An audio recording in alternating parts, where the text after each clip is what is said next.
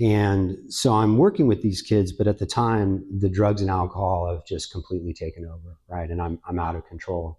And so I got it in my head that it would be a good idea to protest gas prices by shooting out the windows of Hummers with a slingshot like a 12-year-old boy. Yeah. Okay, see, there we go. Yeah. Thank you. Good. Let's loosen up here. Now, I've told that story a lot in Alcoholics Anonymous.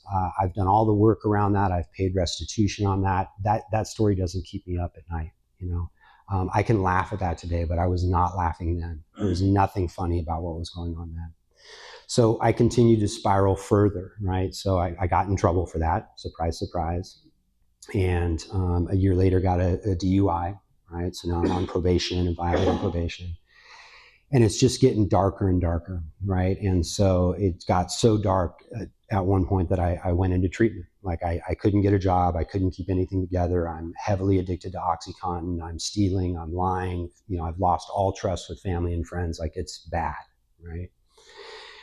And I went into treatment and it was good. It was a good experience. And I got out and I said, okay, I'm good now. You know, I'm away from the drugs and alcohol. I'm fine. I don't need a program of recovery, right? And that didn't work.